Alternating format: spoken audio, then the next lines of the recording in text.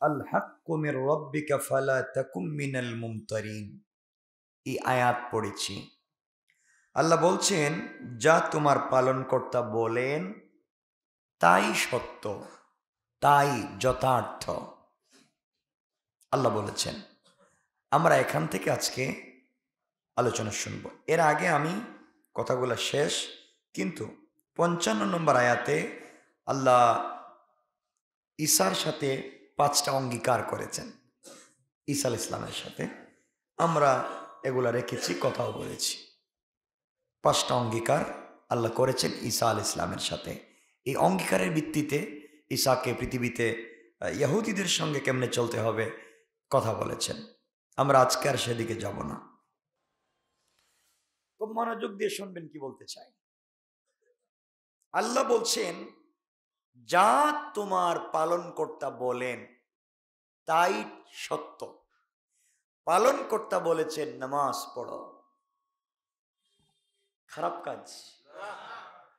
পালনকর্তা বলেছেন সত্য কথা বলো, খারাপ কাজ। পালনকর্তা বলেছেন হালাল খাও, খারাপ কাজ। পালনকর্তা বলেছেন গরিবের সঙ্গে খারাপ আচরণ করো না, খারাপ কথা। পালনকর্তা বলেছেন ইয়েতিমের মাল মেরে খাইও না, মিথ্যা কথা।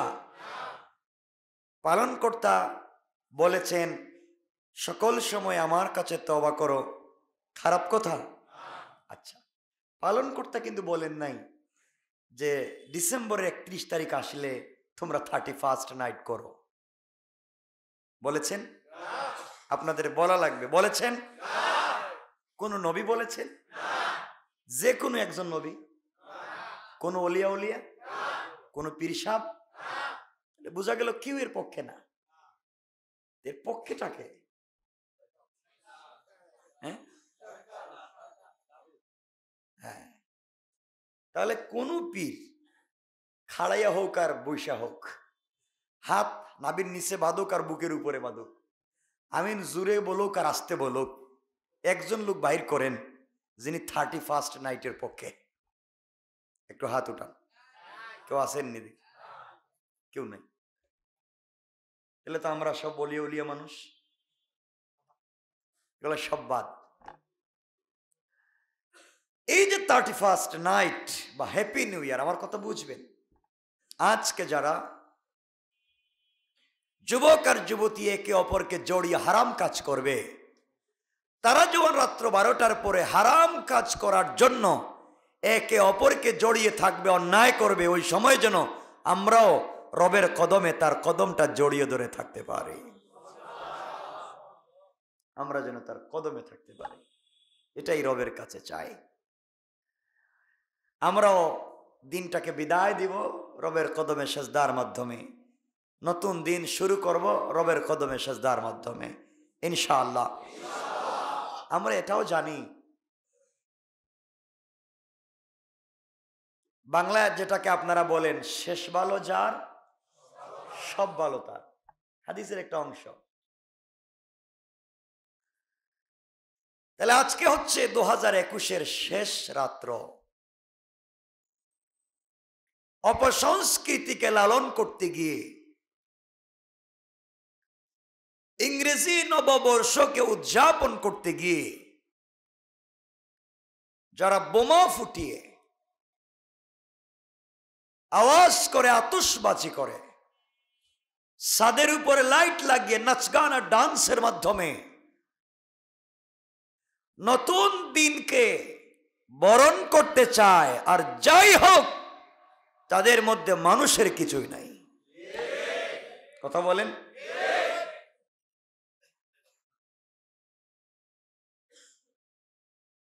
এজন্য মনে রাখবেন, এটা যে ধর্মীয় দিক থেকে বলছি তা নয়, সামাজিক দিক থেকে বললাম, রাষ্ট্রীয় দিক থেকে বললাম। আপনারা সকলেই সচেতন। কিছু বললেই বলেন আমরা বাঙালি, বাঙালি বাংলাদেশি। তো বাঙালি বাংলাদেশিদের তো হ্যাপি নিউ ইয়ার এমন কোনো অনুষ্ঠান সংস্কৃতিতে নাই। আপনাদের জানা থাকলে বলেন আমাকে। আছে? আপনাদের আছে পয়লা বৈশাখ, বাঙালি বাঙালি সংস্কৃতির কথা বলছি। বাঙালিরা পয়লা বৈশাখ আমরা যেভাবে পালন করতেছি এভাবে না। ওই সময় হাল খাতা, শুভ হাল খাতা হতো, পুরানা দিনের হিসাব নিকাশ শেষ করা হতো, এজন্য মিষ্টি মুখ করানো হতো। এই আপনাদের মতো যে ইলিশের দাম বাড়াইয়া পান্তা ইলিশ খাইবেন কাঁচামরিচ দিয়া পেঁয়াজ দিয়া, এটার কথা বলছি না।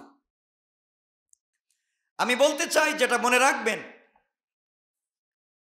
এই হ্যাপি নিউ ইয়ার আর 31st নাইটের নামে, রং দেওয়ার নেওয়ার নামে কলেজ ইউনিভার্সিটি সহ সকল যুবক আর যুবতীরা, অশিক্ষিত মানুষ এগুলা করে না, শিক্ষিত মানুষেরাই করে। এগুলার মাধ্যমে আর যাই হোক সমাজের কোনো কল্যাণ নাই, রাষ্ট্রের কোনো কল্যাণ নাই। আমাকে দেখান আজকে রাত্রে নাচানাচি করলে রাষ্ট্রের কি লাভ? না বলেন কি লাভ? ব্যক্তিগত কোনো লাভ আছে? সমাজের লাভ আছে? পরিবারের লাভ আছে? নাই। এই জন্য এগুলা বাদ। বলেন এগুলা কি? আমরা এগুলা বাদ। এগুলা কি? আমরা এগুলাতে যাব? কাউকে যেতে দেব? নিজের মেয়ে ছেলে ভাই বোনকে যেতে দিব? এজন্যে আমরা আজকে বলবো 31st নাইটকে না বলুন। ঠিক আছে তো ইনশাল্লাহ? আপনারা পক্ষে তো? পক্ষে হলে তো ভোট দেওয়া লাগবে। এজন্য আজকে আমরা 31st নাইটকে না বললাম। ঠিক আছে তো ইনশাল্লাহ? এগুলো না জায়েজ, অপসংস্কৃতি। অর্থাৎ যেই জায়গার মধ্যে শান্তি নাই, যে জায়গার মধ্যে অশ্লীলতা আছে, এগুলা কোনো রাষ্ট্রের, কোনো মানুষের, কোনো সমাজের কোনো কৃষ্টি কালচার হতে পারে।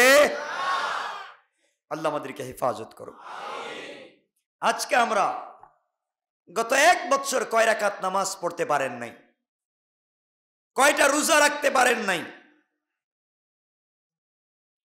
কয়টা ভালো কাজ করতে পারেন নাই, কয়জন এতিমকে সহযোগিতা করতে পারেন নাই, সুযোগ থাকবার পরে তার হিসাব করেন, হিসাব করেন। কয়টা ভালো কাজ করতে পারলাম, কয়টা খারাপ কাজ করেছি, হিসাব করেন। 2021 সালের কয় দিন রাত্রে তাহাজ্জুদের নামাজ পড়েছেন? আমি বললে রাগ করবেন না, ডোন্ট মাইন্ড। একজন যুবক চাই যিনি হাত উঠে বলবেন এই পুরা 2021 সালের একটা রাত্র আমি তাহাজ্জুদ ছাড়ি নাই। আসেননি? সব তো অলিয়া উলিয়া মানুষ। হ্যাঁ, কি হইল? একজন ভাই কি আছেন এখানে বলবেন যে আমি 2021 সালের 1 ওয়াক্ত নামাজ জামাত ছাড়ি নাই, জামাতে পড়ছি 5 ওয়াক্ত নামাজ? মাশাআল্লাহ, অনেকে আছেন আলহামদুলিল্লাহ বলেন। আমার কাছাকাছি অনেকে আছেন আলহামদুলিল্লাহ, পড়েন আলহামদুলিল্লাহ। আল্লাহ যেন আমাদেরকে তাদের সাথে কবুল করেন, বলেন আমিন।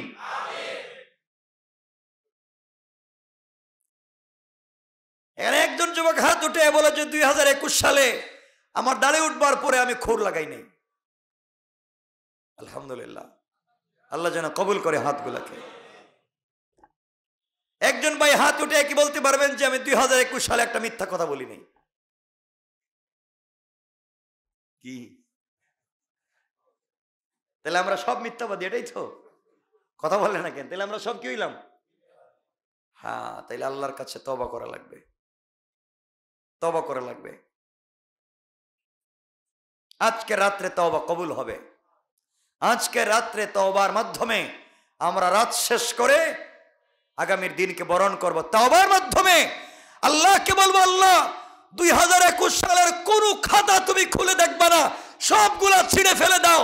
আগামী বছরে নতুন খাতা শুরু করো। কথা দিলাম তুমি একটা পৃষ্ঠায় গুনাহ পাবা না ইনশাআল্লাহ। পড়েন ইনশাআল্লাহ। আমরা আল্লাহকে বলতে পারি। হিসাব করেন 2021 সালে ওজনে কয়জন কম দিছেন? কয়জন ব্যবসায় 2 নম্বরই করছেন? কয়জন অরিজিনাল মাল দেখাইয়া নকল ব্যবসা করছেন? কয়জন হারাম কাজ করছেন? কোন কাজে কে চুরি করছেন? সন্তানের হক কতটুকু আদায় করছেন? স্ত্রীর হক কি আদায় করছেন? মা বাবার হক কি আদায় করছেন? আল্লাহর হক কতটুকু আদায় করছেন? রাসূলের হক কতটুকু দিতে পেরেছেন? সমাজের হক কতটুকু দিতে পেরেছেন? কারণ আল্লাহ কিয়ামতের দিন হিসাব নেবেন হকের ব্যাপারে, হকের ব্যাপারে জিজ্ঞাসা করবেন। এগুলো আমরা হিসাব করব। হিসাব করে নিয়ে 1 বছর চলতে গিয়ে কয়জন রিক্সাওয়ালারে পিটাইছেন? হ্যাঁ, পিটেন নাই মনে হয়। 2 টাকা নিয়ে মায়ের শুরু, 1 টাকা নিয়ে মায়ের শুরু, এগুলা করেছেন। হিসাব করেন কার দোকানে একটা পান খাইছিলেন, টাকা দেন নাই, ভুলে চলে আসছেন। হিসাব করেন কার দোকানে 1 কাপ রং চা খাইছিলেন, টাকা দেন নাই। হিসাব করেন আপনার কাছে কে কয় টাকা ঋণ পায়, এগুলো হিসাব করেন। যদি আমি মরে যাই, কারণ আমার জিন্দগি থেকে হিসাবের 1 বছর শেষ হয়ে গেল, আমি কবরের দিকে আরো 1 বছর আগায়া গেলাম। ঠিক বলি নাই? কবরের দিকে আমি আর 1 বছর আগায়া গেলাম। এগুলোর হিসাব করেন। আজকে হিসাব করেন কয়বার তাসবিহ পড়তে পেরেছেন, হিসাব করেন কতবার দুরূদ পড়তে পেরেছেন, হিসাব করেন কয়বার আল্লাহর নামের জিকির করতে পেরেছেন, হিসাব করেন এই বছরে কয় খতম কোরআন তিলাওয়াত করতে পেরেছেন। এগুলোর হিসাব করে খাতার মধ্যে এবার লেখেন, আমি এই বছর থেকে প্রত্যেক মাসে 1 খতম কোরআন পড়ব, প্রত্যেক মাসে 1 খতম কোরআন পড়ব, প্রত্যেক মাসে 1 লক্ষ বার তাসবিহ পড়ব, প্রত্যেক মাসে 1 লক্ষ বার দুরূদ শরীফ পড়ব, প্রত্যেক মাসে একটা তাহাজ্জুদ ছাড়ব না, প্রত্যেক মাসে কমপক্ষে একজন এতিমকে সহযোগিতা করব, প্রত্যেক মাসে একজন মিসকিনকে সহযোগিতা করব, প্রত্যেক মাসে একজন বিধবাকে আমার সামর্থ্য অনুযায়ী সহযোগিতা করব, প্রত্যেক মাসে আমি চেষ্টা করব আমার দায়িত্ব আদায় করার পরে ফরজ আদায় করার পরে নফলের দিকে ঝুঁকে যাওয়ার। আমি চেষ্টা করব প্রত্যেক মাসে 1টা করে নফল রোজা রাখবার। আমি চেষ্টা করব প্রত্যেক মাসে 1টা করে হলেও আল্লাহর রাস্তায় 1 টাকা হলেও দান করার। এইভাবে নিয়ত আজকে শুরু করেন। আল্লাহ বলছেন, গোলাম তুই নিয়ত করলে তোর আমল নামে আমি সওয়াব লিখে দিব, সওয়াব। আজকে আমরা এটা করতে পারি। গত বছর অনেকেই আমাদের সাথে ছিলেন, আজকে হিসাব করে দেখেন বহুত নাই। কি বলেন? আগামী বছর যে আবার 2022 সালের 31শে ডিসেম্বর বসতে পারবো আমরা একত্রিত, এর গ্যারান্টি কারো কাছে আছে? একজনের কাছেও নাই। চায়নায় যদি কোনো জিনিস বানায় তাও দেয় 2-3 মাসের গ্যারান্টি দেয় নাকি? না দেয় না? জাপান বাদ দিলাম, চায়নায়ও কোনো জিনিস বানাইলে 1-2 মাসের গ্যারান্টি দেয়, 15-20 দিনেরও গ্যারান্টি দেয়, অন অফ করার গ্যারান্টি দেয়। কিন্তু আপনার আমার কোনো গ্যারান্টি নাই। বোঝা গেল আমরা চায়নার জিনিস থেকে আর বরবাদ। কথা বলেন না কেন? সব কিছু সাজানো হচ্ছে, সব ঠিক থাকবে, থাকবো না আমি আর আপনি। এই জন্য আল্লাহকে ওয়াস্তে আমরা হারাম পথে যাব না। আজকের থেকে আমরা ওয়াদা দিব, আমরা প্রত্যেক দিন কমপক্ষে 1 বার তওবা করব।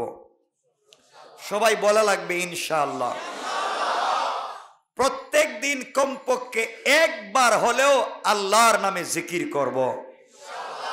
প্রত্যেক দিনে কমপক্ষে 1 বার হলেও রাসূলের উপরে দুরূদ পড়ব। প্রত্যেক দিন 1 বার হলেও আমরা আল্লাহর হক আদায় করব। প্রতিদিন যেখানেই থাকি 5 ওয়াক্ত নামাজ আদায় করব। আমরা যে কোনো কাজে থাকি না কেন রাসূলের হক আদায় করব ইনশাআল্লাহ। আজকে আমার সাথে কিছু যুবক কথা দেন যে আজকে থেকে আগামীকাল সকাল থেকে আর কেউ এমন কয়জন আছেন যে দাড়িতে আর হাত দিবেন না, দাড়ি রেখে দিবেন, আর কাটবেন না? মাশাআল্লাহ মাশাআল্লাহ, অনেক অনেক আলহামদুলিল্লাহ। আর যারা কাটার নিয়ত আছে আপনাদের নিয়ত কি? কয়দিন কাটবেন? আর আলহামদুলিল্লাহ কাটবেন না।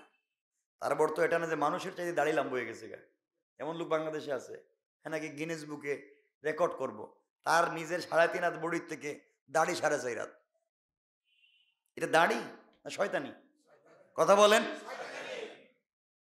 শয়তানি।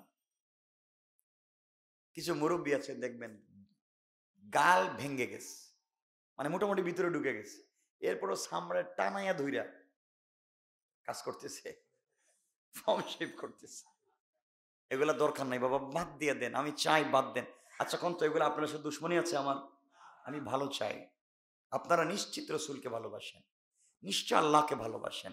এটা হচ্ছে ভালোবাসার নিদর্শন। লিবাসুত তাকওয়া, তাকওয়ার পোশাক। আল্লাহ কবুল করুন, সবাই বলেন। রসুলকে ভালোবাসতে হবে, ইনসাফ কায়েম করতে হবে। আজকে থেকে, আজকে রাত্রকে আমরা বিদায় জানাবো তওবার মাধ্যমে, বলেন ইনশাআল্লাহ। আগামীর দিনকে আমরা সংভাষণ জানাবো, আমাদের দিকে ডাকবো, অভিবাদন জানাবো তওবার মাধ্যমে, বলেন ইনশাআল্লাহ। আমরা সবাইকে ক্ষমা করে দিব। অর্থাৎ 2021 সালের ঘৃণা, বঞ্চনা, যন্ত্রণা, বিদ্বেষ এর বিপরীতে 2022 সালের শুরুতেই আমরা শুরু করব ভালোবাসা। ঠিক আছে না? কি? পারস্পরিক ভালোবাসা, শ্রদ্ধা, মানবতা, মানবিকতা। আল্লাহ যেন কবুল করেন, সবাই বলেন আমিন।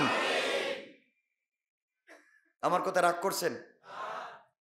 আচ্ছা, আল্লাহ বলছেন যা তোমার পালনকর্তা বলেন তাই যথার্থ। এরপর আল্লাহ বলছেন, এই শব্দের শেষে আল্লাহ রব্বুল ইজ্জত ওয়াল জালাল বলছেন ফালা তাকুম মিনাল মুমতারিন, তাহলে তোমরা সংশয়বাদী হইও না, সন্দেহকারী হইও না, সংশয় ভিতরে নিও না। সংশয়বাদী, সন্দেহবাদী একদল লোক আসেনি, সন্দেহ শুধু তার ভিতরে সন্দেহ, এটা নিয়ে সন্দেহ, ওইটা নিয়ে সন্দেহ, ওইটা নিয়ে সন্দেহ নাই। কিছু লোক দেখবেন কমপক্ষে 70 বার অজু করে একসাথে। অজু করছে, কয় না মনে হয়েছে না, আবার করছে। আর অজুতেই আসর যে গেছে, মাগরিব এসাও যাইতেছে, এ অজুতেই আছে। আছে গোসল করছে পানিতে নেই, মা আবার উঠে মনে হয়েছে না ঠিক মতো গোসল হয় নেই, আবার নামছে, আবার উঠছে, আবার নামছে। এইভাবেই তার দিন চলে যাইতেছে, খবর নাই। আছে না? আমার চিনা জানা আছে। সংশয়বাদী, এটা একটা রোগ। আরো সংশয়বাদী হচ্ছে নাস্তিক্যবাদ, যারা আল্লাহকে সন্দেহ করে, যারা আল্লাহর বিধানকে সন্দেহ করে। আমরা পরিষ্কার বললাম ওদের ঈমান আছে নাই। এরপর আল্লাহ বলছেন আপনি কি করবেন? আল হাক্কু মির রাব্বিকা ফালা তাকুম মিনাল মুমতারিন। এই আয়াতের পরে আল্লাহ বলছেন ফামান হাজ্জাকা ফীহি মিন বাদি মা হাজ্জাক। আল্লাহ বলছেন তোমার কাছে সত্য চলে আসার পরে, তোমার কাছে সত্য সংবাদ পৌঁছে যাওয়ার পর যদি তুমি এই সম্পর্কে তোমার কাছে বিবাদ তৈরি হয়, সন্দেহ করো, আল্লাহ বলছেন দেখেন ফামান হাজ্জাকা ফীহি মিন বাদি মা জাআকা মিনাল ইলম। সত্য পৌঁছে যাওয়ার পরে, সত্য জানবার পরে, বিষয়টা সত্য ক্লিয়ার হয়ে যাওয়ার পরে তুমি যদি সন্দেহ করো, তুমি যদি বিশ্বাস না করো, পৃথিবীর যে কোনো বিষয়, কথা বুঝতে পারলাম?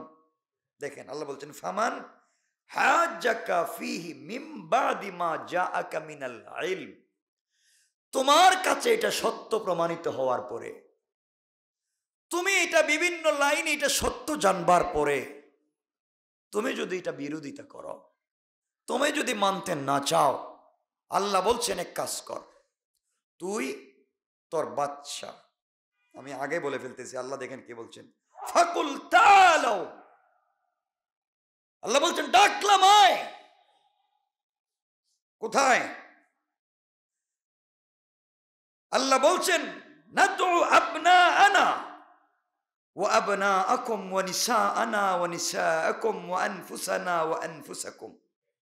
আল্লাহ বলছেন সত্য আসার পরেও যদি মানতে না চাও, সন্দেহ করো, না মনে হয় সত্য, দলিল প্রমাণে মনে হইতেছে এখনো সত্য না, যে কোনো বিষয় পৃথিবীর সত্য প্রমাণিত হওয়ার পরে যদি সন্দেহ করো, আল্লাহ বলছেন এই গোলাম, তোর ভিতরে সত্য আসার পরেও যদি সন্দেহ থাকে, তোমার বউ নিয়ে বাইরো, তোমার মেয়েরে নিয়ে বের হও, তোমার ছেলেরে নিয়ে বের হও, আনফুসানা ওয়া আনফুসাকুম, নিজেকে নিয়ে জমিনে আসো, মুবাহালা করো আমি আল্লাহর সামনে, যদি সত্য হয় তাহলে আমার দুনিয়া ধ্বংস, আর যদি মিথ্যা হয় তুমি তোমার ছেলে মেয়ে বউ সব ধ্বংস, মাঠে আও। কি বুঝলেন? রাগ করে কথাটা বলছেন যে আমি এত সত্য বুঝানোর পরেও অনেকে সত্য মানতে চায় না। জমিনে আসো, দুনো পক্ষ আসো, যেই পক্ষ অন্যায় পথে থাকবে আমি আল্লাহ তাদেরকে সাথে সাথে আযাব দিয়ে ধ্বংস করে দেব, আর যেই পক্ষ সত্য পথে থাকবে আমি আল্লাহ তাদেরকে বাঁচাইয়া দিব। আসো, দুই পক্ষ মাঠে আসো। আপনারা যাইবেন? কন্যাকে যাইবেন? এখন আসতে কইলেন কেন আমার? আর এই সিদ্ধান্তটা আল্লাহ এমনি বলেন নাই, এটাকে বলে মুবাহালা। আল্লাহ বলছেন এসো, আমরা ডাকবো আমাদের পুত্রদেরকে, আমাদের পুত্রদের পুত্রদেরকে, আমাদের স্ত্রীদেরকে, আমাদের স্ত্রীদের আত্মীয় স্বজনদেরকে, আমাদের নিজেদেরকে, এবং চলো আমরা সবাই মিলে প্রার্থনা করি এবং তাদের প্রতি আল্লাহর অভিসম্পাত করি যারা মিথ্যাবাদী। আমরা মাঠে একত্রিত হই। যেমন একটা কি দিয়ে বুঝাই, যাকে এটা দিয়ে বুঝাই, যেমন এটা আমি বললাম এই মোবাইলটা আমার, কি বললাম? আমার। আমি তথ্য প্রমাণ দিলাম, আরেকজন এসে বলছে মোবাইল তার। হে যে তথ্য প্রমাণ দিছে মনে হচ্ছে না তার, তাও আমরা সন্দেহ করতেছি, না এটা মনে হয় হুজুরের, না চুরি করে আনছে। আল্লাহ বলছেন দুজন জমিনে আসো, এটা দুজন মাঠে আসো। একা একা আসলে চলবে না, বউ বাচ্চা সব নিয়ে আসো, আর একে অপরকে অভিশাপ দেও। বলো আল্লাহ ও যদি মিথ্যাবাদী হয় তুমি গজব দেও, তুমি বলো এ যদি মিথ্যাবাদী হয় গজব দেও। আমি আল্লাহ বললাম প্রকাশ্যে যে মিথ্যাবাদী হবে আমি গজব দিবই। কে বলছেন? কোন বিষয়ে সন্দেহ করবেন আর না। আমি আর কেমনে বুঝাবো? যদি একটা জিনিস আমার ভিতরে থাকতো আর ডাইরেক্ট ঢুকাই দিতে পারতাম, এরপরেও সন্দেহ থাকবে? আল্লাহ বলছেন রাগ করে, আল্লাহ বলছেন রাগ করে আসো সন্তান নিয়া। এখন আল্লাহ বুঝাতে চান কোন সন্তান স্ত্রীর ভালোবাসায় হয়তো সত্য কথাটা বলে দিবে, কথা বলে না কেন, সন্দেহটা দূর করে ফেলবে, খালিস হয়ে যাবে। এজন্য আমরা কোনো ব্যাপারে সন্দেহ রাখবো?